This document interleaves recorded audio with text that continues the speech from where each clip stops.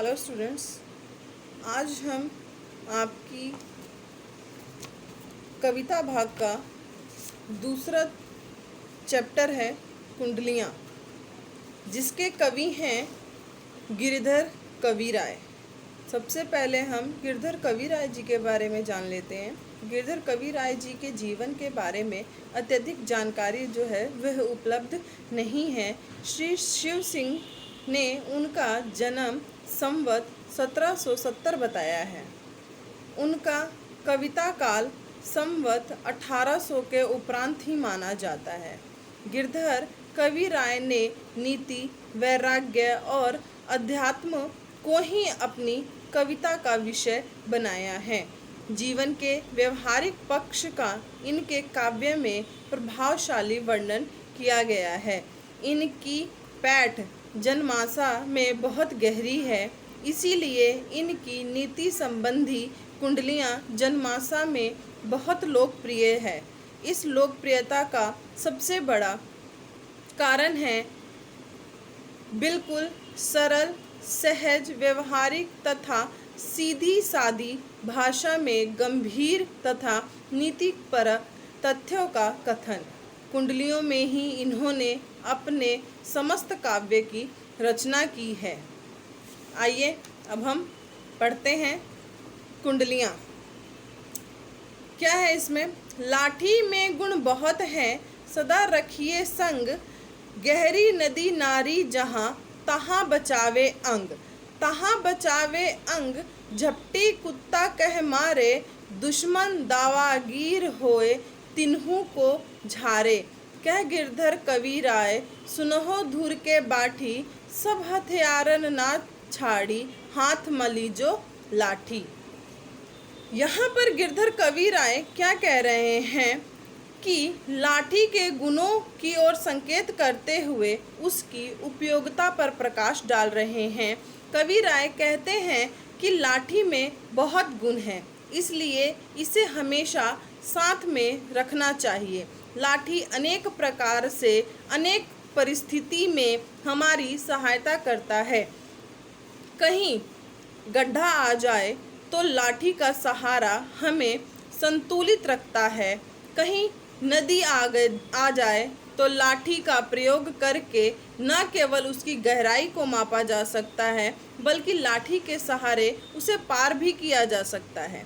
यदि मार्ग में किसी कुत्ते से सामना हो जाए तो लाठी उससे भी हमारी रक्षा करती है, क्योंकि कुत्ते के झपटने पर लाठी से अपने आप को सुरक्षित रखा जा सकता है। यदि किसी दुश्मन का सामना हो जाए तो लाठी बड़े काम आती है। लाठी के सहारे दुश्मन पर भी विजय प्राप्त की जा सकती है। गिरधर कविराय कहते हैं कि हे धूर भले मार्ग में यात्रा करने वाले यात्री, मेरी बात ध्यान से सुनो। सब हथियारों को छोड़कर हाथ में लाठी लेकर अपनी यात्रा करो। दूसरा है कमरी। कमरी थोड़े दाम की, बहुते आवे काम, खासा मलमल वाफता, उनकर रखे मान। उनकर रखे मान, बांध जहाँ आड़े आवे, कुचा बांधे मोट, राती को झड़ी बिछावे।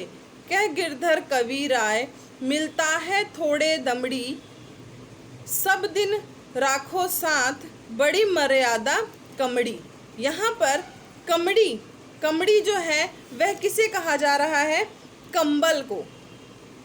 गिरधर कविराय कहते हैं कि काली कमड़ी यानी कि साधारण कंबल की उपयोगिता पर यहाँ पर प्रकाश डाला गया है।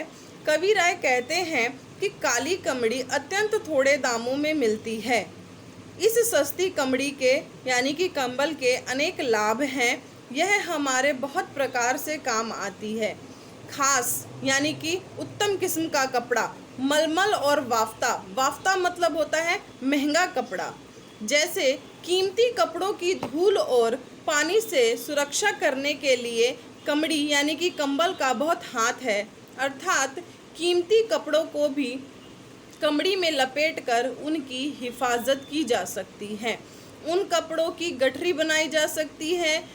यही नहीं, रात पड़ने पर कमड़ी को झाड़कर बिछाया भी जा सकता है तथा उस पर आराम किया जा सकता है और सोया जा सकता है। गिरधर कविराय कहते हैं कि इतनी उपयोगी कमड़ी बहुत कम दामों में उपलब्ध हो जाती है, अतः कमड़ी को सदैव अपने साथ रखना चाहिए।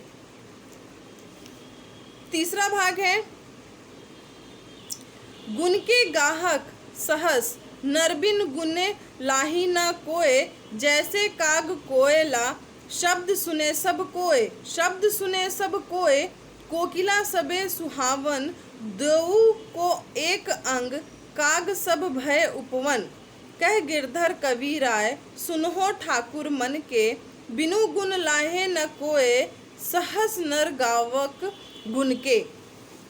यहाँ पर गिरधर कविराय क्या कह रहे हैं? कहते हैं कि संसार में पवित्र सर्वोत्र गुणी व्यक्ति का आदर और सम्मान होता है।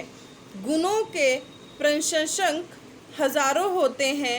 प्रशंसकन मतलब होता है प्रशंसा करने वाले, हजारों होते हैं, पर ऐसे व्यक्ति को कोई नहीं पूछता जिसमें कोई गुण न हो। इसीलिए व्यक्ति को अपने गुणों का विकास करना चाहिए। कवि ने यहाँ पर कोयल और कौवे का उदाहरण देकर बात को स्पष्ट किया है। कोए और कोयल दोनों का रंग जो है वह क्या है? काला है, परंतु कोई भी कोए को उसकी कर्कश आवाज़ से पसंद नहीं करता है और कोयल की मधुर आवाज़ सभी को अच्छी लगती है। कोयल की मधुर वाणी को सभी सुनना चाहते हैं, परंतु कोए की काँव काँव किसी को भी अच्छी नहीं लगती है। गिरधर कविराय कहते हैं कि समाज में केवल गुणों की सराहना की जाती है, प्रशंसा की जाती है, गुणों का आदर किया जाता है, रंग रूप आदि का नहीं। बिना गुणों के किसी का सम्मान नहीं होता। गुणी व्यक्ति को सभी चाहने वाले हजारों मिलते हैं। यहाँ पर कवि ने कोयल और कौवे का उदाहरण प्रस्तुत किया है। आगे की जो कविता है वो हम अगली क्लास में डिस्कस करेंगे।